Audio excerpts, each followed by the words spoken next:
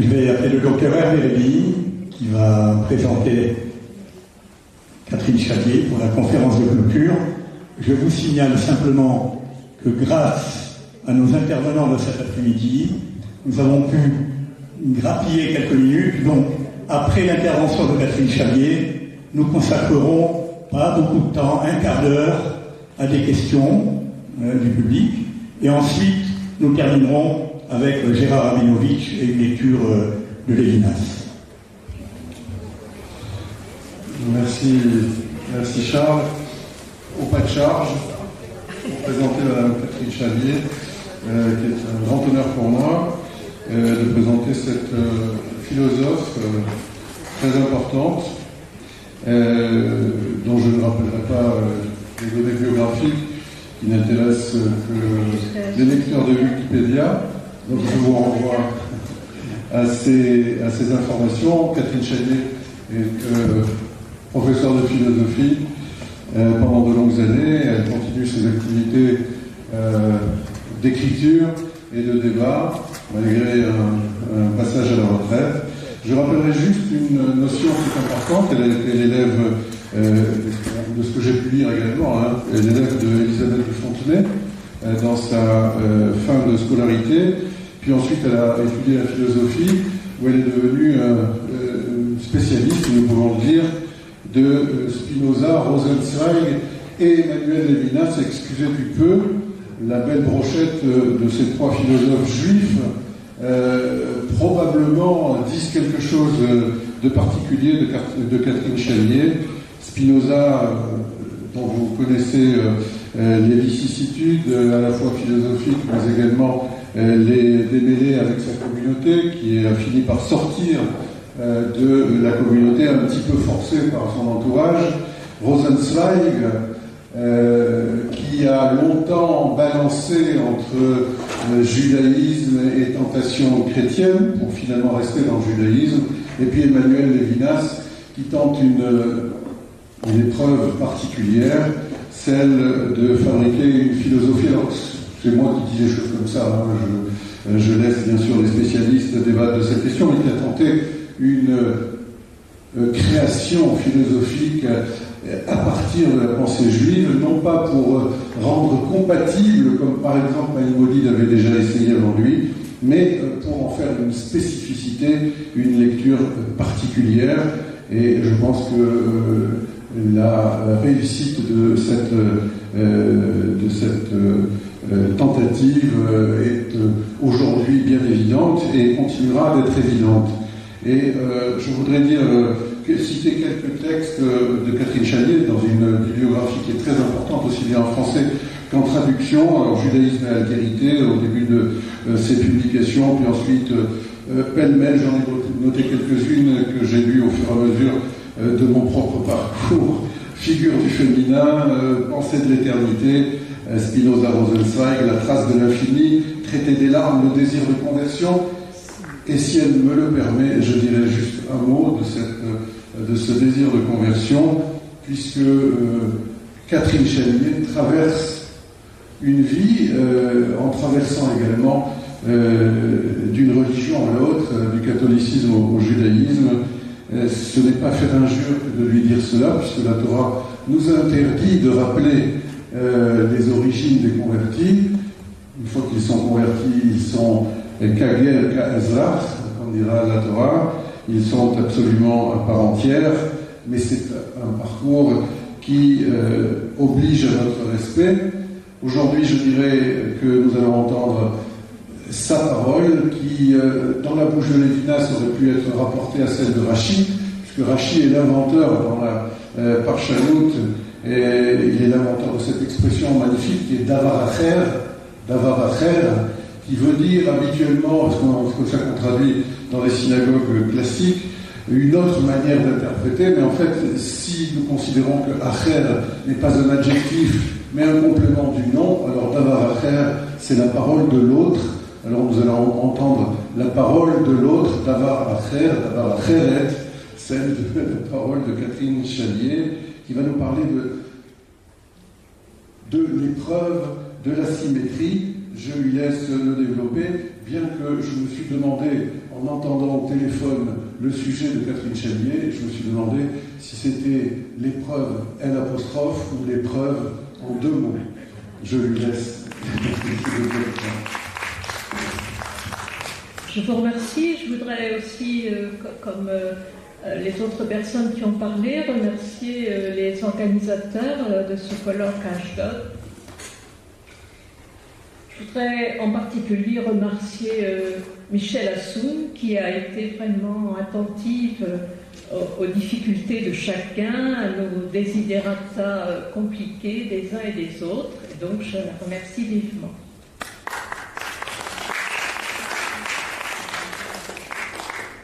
Et merci aussi parce que ça permet de revenir en Israël après 2 ans et demi. Donc, l'asymétrie, je vais donner aucune preuve, mais c'est une épreuve. Mais l'asymétrie, elle est un thème vraiment central dans la philosophie de Lévinas. Alors, je précise pour ceux qui ont, parce que justement, question d'oral est écrite, c'est en un seul mot. Asymétrie en un seul mot. Et je vais essayer de montrer comment l'asymétrie traverse l'œuvre de Lévinas dans 3 registres, celui de l'amour érotique, celui de l'amour éthique et aussi celui de l'adresse que nous faisons à Dieu. La symétrie s'éprouve rarement comme une grâce, comme quelque chose dont nous pourrions remercier. Et pourtant, je vais essayer de vous montrer que c'est possible.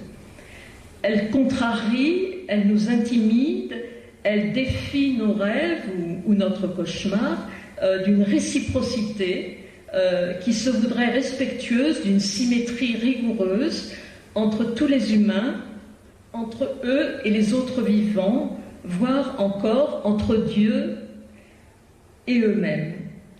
La gratitude, au contraire, semblerait devoir maintenir ouvert l'espace de l'asymétrie sur tous les plans où elle s'éprouve et se pense. Et c'est en effet une épreuve bien difficile, une épreuve à laquelle le désir humain résiste souvent de toutes ses forces, pour cause d'attente d'un retour, comme on dit maintenant, c'est-à-dire d'un effacement de la symétrie, ou du moins d'une atténuation de sa force.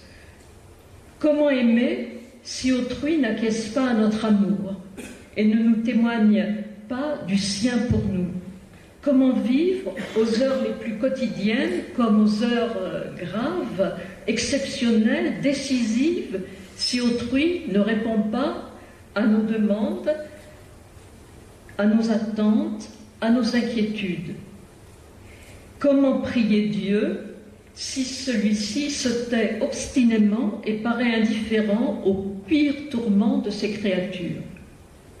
Comment endurer l'asymétrie en ayant perdu l'espoir d'un retour ou d'une réponse qui aurait aidé à affronter le terrible effroi où elle tient si souvent et en conséquence la si vive solitude à laquelle elle semble condamnée?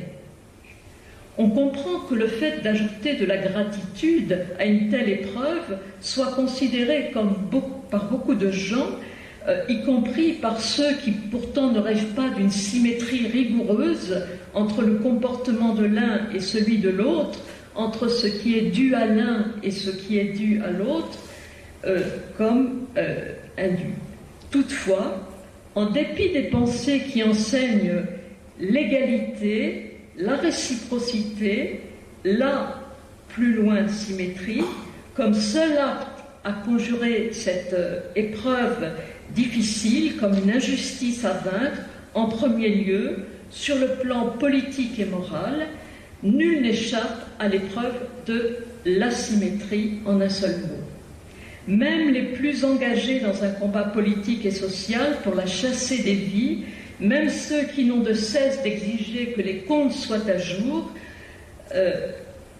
entre les uns et les autres. Non seulement parce qu'aucune soif de réciprocité n'est jamais assouvie, aucune reconnaissance de dette n'est jamais comblée, mais parce que l'asymétrie se love de façon intime dans les sensations, dans les sentiments, dans les pensées des êtres humains, même quand ils s'imaginent le contraire et croient à leur unité, à leur complémentarité ou encore à leur harmonie. Un tel enchantement, toujours éphémère d'ailleurs, viserait pourtant à effacer le fait que nulle âme humaine n'est strictement au diapason de celle de l'autre, qu'aucune des deux ne constitue un miroir pour l'autre, même aux heures bénies. Il faudrait aussi oublier que nul corps ne ressent ce que ressent un autre corps de façon équivalente et symétrique. La symétrie met à l'épreuve l'amour au sens d'éros et de tendresse des personnes, car cet élan se heurte souvent à toutes sortes de déceptions. Elle s'insurge aussi contre l'amour moral, agapé, lorsqu'il attend la réciprocité. Elle déçoit enfin l'amour porté à Dieu qui, constatons souvent, ne répond pas. Ce qui paraît alors prévaloir au cœur de ces trois expériences que je vais analyser, c'est un sentiment prégnant de solitude, et il semble alors que la gratitude semble incompatible avec ce qui est alors ressenti, mais j'essaierai de voir que peut-être ce n'est pas le cas. Donc, première forme d'asymétrie, Eros. Et je vais parler de Lévinas, mais auparavant, comme ça fera un lien avec la communication de Noémie qui vient de nous parler du livre du Cantique des Cantiques. Je prends un exemple dans le Cantique des Cantiques pour être plus concrète sur ce que j'entends, et je passe à la réflexion de Lévinas sur cette base. Donc, un passage simplement dans le Cantique. Le bien-aimé du Cantique a dit peu avant à la bien-aimée du Cantique de se lever et d'aller vers elle-même, formule au féminin, Kumilar, en le rejoignant, 2:10. Elle est rentrée chez elle, elle est endormie sur sa couche et elle tarde à lui ouvrir la porte quand, à l'improviste, il frappe à la porte alors qu'elle a ôté sa tunique pour dormir et, s'étant lavé les pieds, hésite à les salir à nouveau. Quand elle se sent enfin prête, se décide à déverrouiller son logis, il a disparu. 5:3. Dans son sommeil, son cœur veillait encore et elle a donc bien entendu les coups à la porte. Elle a même perçu la main qui se tendait par la fente, mais elle prend malgré tout un temps de préparation physique et psychique avant d'ouvrir. C'est-à-dire que la part consentie au repos après la fatigue du jour, le goût du sommeil, de ses rêves peut-être, implique un certain temps d'indisponibilité à autrui. Fût-il le bien-aimé. Malgré l'ardeur de sa passion, elle quitte lentement ce quant à soi en prétendant la difficulté à remettre sa tunique et à tâcher la propreté de ses pieds. Or, son temps de préparation, fût-il bref, est encore de trop pour celui qui attend. Soit parce qu'il désirait une réponse immédiate, une réponse au diapason de son temps à lui, soit parce qu'il se sent indésirable et ne veut pas imposer sa présence. Je ne sais pas. Quoi qu'il en soit, il se retire. Vous vous souvenez du passage. Et la tragédie vient alors précisément s'inscrire au cœur de cette asymétrie. Elle touche les deux partenaires dans leur façon de créer, par leur comportement, une temporalité où ils ne parviennent pas à se rencontrer. Cette asymétrie dans la façon d'éprouver la durée, se dire qu'on peut bien faire attendre un peu, même le très aimé, ne pas supporter d'attendre, ou alors avoir peur de n'être pas désiré et préférer disparaître, ne souligne pas tant une faille dans l'amour que l'un porte à l'autre que la dualité irréductible des amants, de tous les amants. Le temps de la Soulamite et celui de son bien-aimé résistent à en 2 mots, la symétrie. Ils ne se laissent pas mesurer par elle.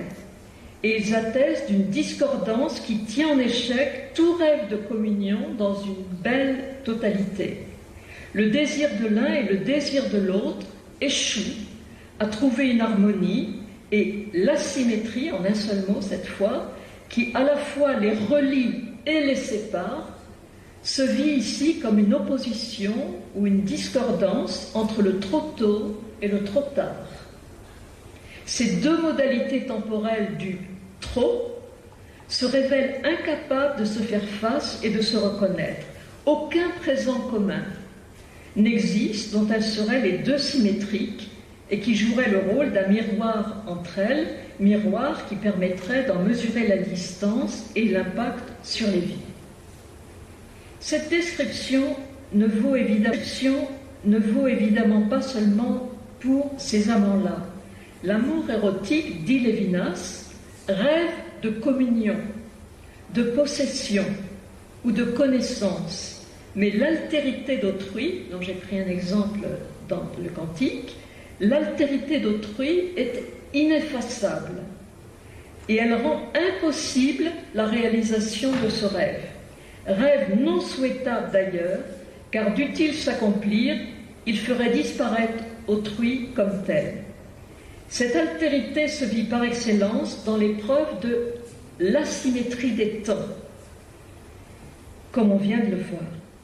Le philosophe renonce sans pathos aucun à l'aboutissement de ce rêve dans le présent, car, dit-il, ce qu'on croit ratifier l'échec de l'amour, l'absence de l'autre au moment où on le désire, sauve, selon Lévinas, l'asymétrie et ainsi, et j'ajoute, et ainsi seulement, la transcendance d'autrui.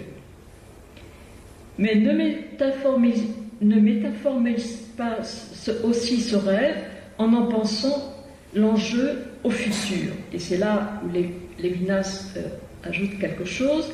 Un futur qui toutefois n'est plus en propre celui des amants, mais celui où l'un et l'autre se transcendent grâce à une vie nouvelle, un futur marqué par la discontinuité du passage du temps de l'un au temps de l'autre.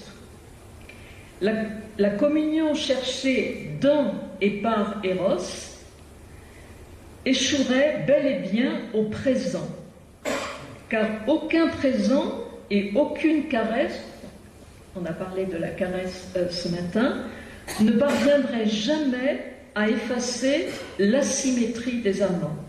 Il n'existerait aucune possession, dit Lévinas, symétrique de l'un par l'autre qui apaiserait la dualité irréductible des personnes ou qui effacerait leur asymétrie foncière par la grâce d'une communion.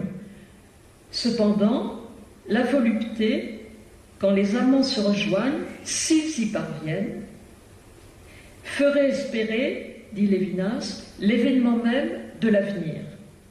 Plutôt que d'être cette course affolée vers l'amant disparu, ou la fuite inexpliquée de celui-ci, loin de la demeure de la Soulamite, comme dans le chapitre 5 du Cantique, le futur se voit alors décrit chez Lévinas en des termes où pointe la gratitude, terme qui apaise la tragédie de cette course et de cette fuite, c'est-à-dire la façon douloureuse de vivre l'asymétrie des temps propres au désir de l'un et à celui de l'autre.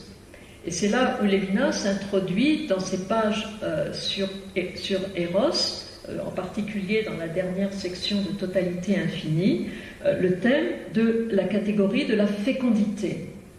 Fécondité qui permet au je de l'un et de l'autre de se dépasser lui-même dans une transcendance temporelle nouvelle, celle de celui qu'il nomme le Fils et parfois mon enfant. Le philosophe cherche en effet à penser une modalité nouvelle du temps, modalité libérée d'un passé trop pesant ou d'un avenir trop angoissant. Or, en faisant passer à un temps infini et discontinu, celui de l'enfant donc, la fécondité ne fait pas tant disparaître l'asymétrie qu'elle n'en dévoile un aspect susceptible de susciter la gratitude et de braver l'irréversibilité temporelle. C'est une asymétrie nouvelle qui rompt tant avec l'aternoiement qu'avec l'impatience, avec l'affolement d'avoir trop fait attendre, qu'avec le possible dépit de n'avoir pas été immédiatement le bienvenu. Une telle façon de vivre cette asymétrie-là reste toujours insatisfaite. Elle est souvent violente et tragique parce qu'elle repose sur l'idée d'un moi essentiellement rivé à la quête de ce qui comblera son propre désir. La symétrie que ferait par contre découvrir la fécondité permettrait par contre de penser comment ce moi se voue lui-même à la déception ou à la surenchère lorsqu'il cherche uniquement à être satisfait par autrui, reconnu par cet autrui, dans son désir à lui, même quand il prétend assouvir celui de son partenaire. La fécondité permettrait de découvrir comment un tel moi pourrait se transcender lui-même grâce à l'enfant. Elle ratifierait donc l'emprise de l'asymétrie sur les vies, en l'occurrence sur les vies amoureuses, plutôt qu'elle n'en effacerait la récurrence au cœur des désirs. Ça, c'est la première figure de l'asymétrie. La deuxième, c'est celle de l'asymétrie éthique, de l'amour éthique. Je vais être un peu brève au début, parce qu'on en a parlé. Dans la philosophie donc, de Lévinas, comme vous le savez, c'est le visage d'autrui qui, dérangeant indûment, semble-t-il, la jouissance du moi, le fait responsable de sa fragilité à lui et des menaces qui pèsent sur elle.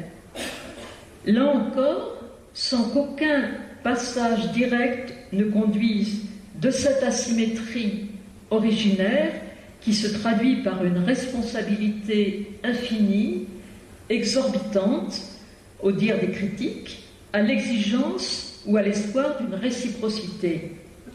Ma responsabilité pour autrui ne dépend aucunement de la sienne pour moi. Il faut alors, dans cette philosophie, on en a dit un mot avec Dan tout à l'heure, passer par une réflexion sur le tiers. Comment cet autrui dont je suis responsable se comporte-t-il vis-à-vis du tiers, vis-à-vis de tous les autres, pour parvenir à penser une comparaison entre les incomparables, autrui et cet autre autrui, et ainsi envisager une réciprocité et une égalité, mais entre ces autrui, mais non pas entre eux et moi. À la différence de ce que pense un philosophe Ricoeur, qui appréciait beaucoup Lévinas, mais sur ce point il n'était absolument pas d'accord, à la différence de ce que pense Ricoeur, le moi n'attend d'autrui ni reconnaissance ni gratitude, puisque précisément il n'exige jamais qu'autrui se comporte vis-à-vis de lui de la même façon que la sienne. Selon Lévinas, la subjectivité appelée à la responsabilité pour autrui lors de son face-à-face avec lui ne peut en outre, il va très loin, il ne peut en outre escompter aucun merci de sa part. Je n'aurais pas dû dire merci à Michel. Ne peut escompter aucun merci de sa part, pas même l'esquisse d'un sourire de reconnaissance sur son visage, qui adoucirait un peu l'extrême exigence qui pèse sur elle. Elle n'a pas à savoir, à deviner ou à ressentir ce qu'autrui éprouve à son égard, parce que si c'était le cas, des sentiments de satisfaction, d'estime de soi, mais aussi de colère ou de ressentiment envers quiconque dédaigne son don ou son acte l'envahirait, qui attesterait d'un attachement à soi-même préjudiciable à la symétrie. Au lieu de se vider de ses prérogatives, en faisant taire l'insatiable murmure du « et moi », elle se remplirait de satisfaction propre ou cultiverait secrètement ou pas le désir que l'autre cesse d'être ingrat ou indifférent à son égard.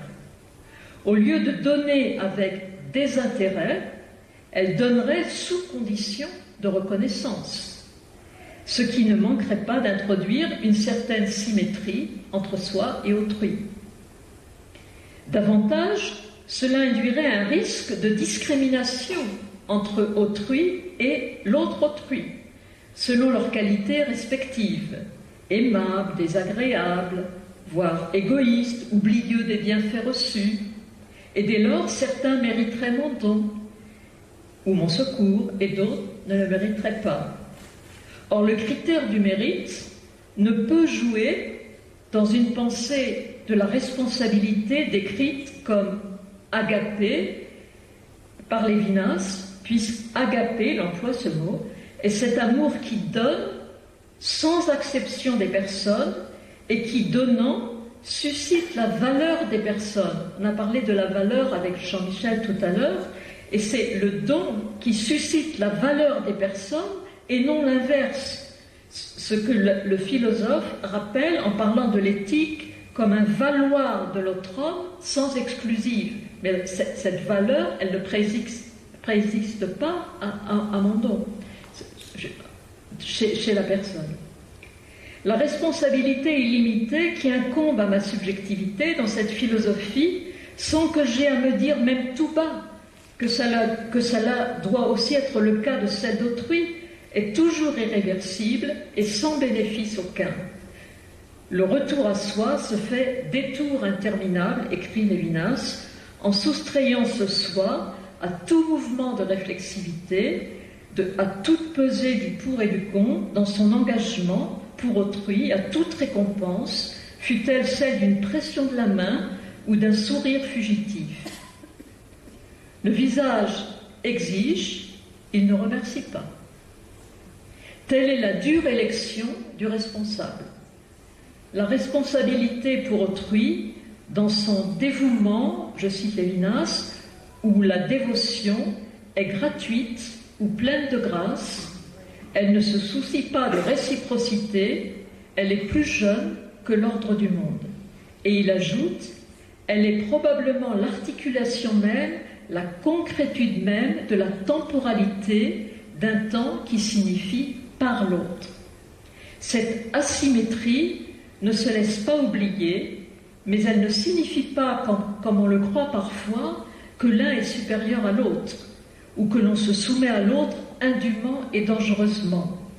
En effet, la subjectivité éveillée à sa responsabilité par le visage d'autrui, sans savoir si le sien éveille en ce dernier une responsabilité identique, et sans se poser cette question, entend dans ce visage un appel à elle adressé, appel venu de l'infini, qui transcende l'un et l'autre, appel qui lui révèle son unicité de responsable, et non pas qui l'engage à se soumettre aux desiderata d'autrui. Alors j'en viens à la dernière partie, qui est la plus rude, c'est l'asymétrie dans la relation à Dieu. Le constat que Dieu cache sa face, qu'il n'éclaire plus ses créatures humaines du moindre rayon, qu'il n'intervient plus en leur faveur, voire qu'il les abandonne à un destin misérable et violent, un destin où précisément l'asymétrie s'éprouve comme une inégalité entre des puissances, par exemple l'asymétrie où Rome contre la Judée, est très souvent solidaire d'un intense sentiment de culpabilité dans la littérature juive. Si ces puissances triomphent, envahissent le pays et avilissent le peuple, disent maints textes bibliques et maints commentateurs, ce dernier, à savoir le peuple, emporte la responsabilité en commençant par ses rois et ses prêtres. Cette explication introduit une symétrie paradoxale et souvent outrageante pour les parties en cause, doublement outrageante. Outrageante pour Dieu et outrageante pour les êtres humains. En effet, la répudiation des seconds, dans cette perspective, par le premier, serait alors censée dépendre de leur immense tort. Cependant, regarder le désastre du malheur qui en découlerait par le prisme de la culpabilité aurait l'avantage de maintenir un lien de réciprocité entre le comportement des êtres humains et celui de Dieu. Je cite les lamentations de Jérémie. « Juste est l'Éternel, car je fus rebelle à ses ordres. » Les actes, les paroles et les pensées qui témoignent du reniement de Dieu, qui a créé l'être humain à son image, et ceux qui manifestent de l'ingratitude envers ses bienfaits, se trouveraient sanctionnés à mesure égale du mal qu'ils ont fait. L'effroyable des souffrances subies, telles que décrites dans les lamentations de Jérémie, donc, par exemple, serait alors révélateur de l'effroyable des fautes. La symétrie entre elles serait garante de la justice de Dieu. Mais, à mon sens, une telle massive théodicée qui projette sur ce Dieu toutes les divisions des pensées du cœur humain et des comportements qu'elles autorisent, le transforme, ce Dieu, en pure puissance punitive. Pour garder la main sur une explication du mal subi, surtout quand il suscite un effarement incommensurable, cette explication s'empresse de se rendre sourde aux nombreux textes qui donnent de ce Dieu une toute autre idée. Un Dieu compatissant et soucieux de pardon, amoureux de son peuple, jusque dans ses infidélités, ou prêt à se retirer sans sévir s'il n'est pas attendu. Elle souscrit à la culpabilité pour mieux s'assurer qu'une mesure existe qui rend symétrique la conduite de Dieu et la conduite humaine. Pire, quand une telle théodicée se maintient encore dans des circonstances absolument tragiques, quand le mal ne connaît plus de limites, elle en viendrait à suggérer un Dieu tout aussi effrayant. Ce n'est pas la position de Lévinas, ni humblement la mienne.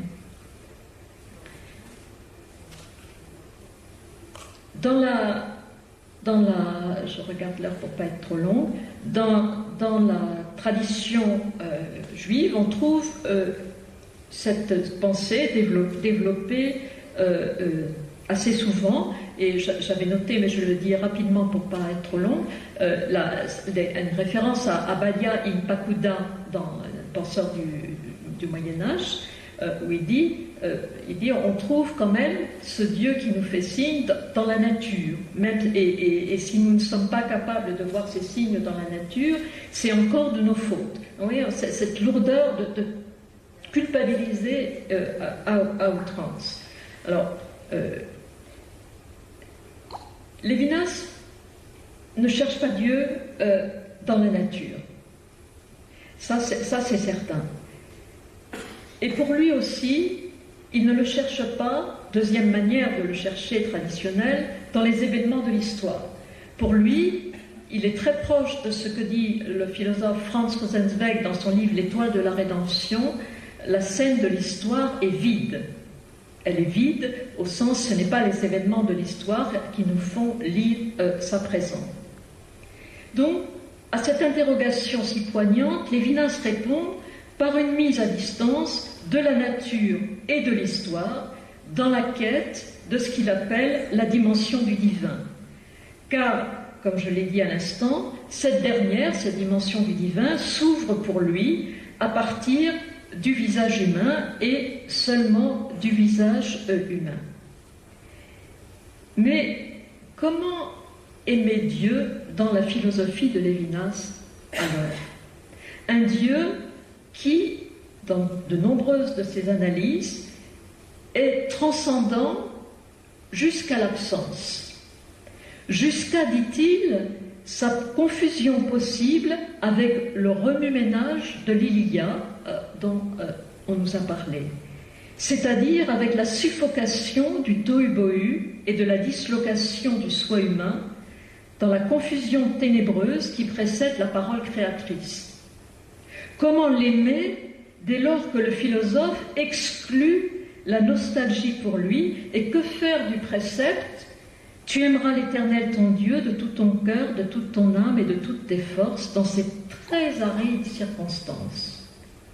L'amour, explique Lévinas, l'amour pour Dieu, ne disparaît pas, sauf si on continue à le chercher comme une consolation ou une jouissance pour soi, en s'imaginant que Dieu nous répondra en s'ajustant à notre quête comme dans une relation de réciprocité. Il écrit en effet « L'amour n'est possible que par l'idée de l'infini ».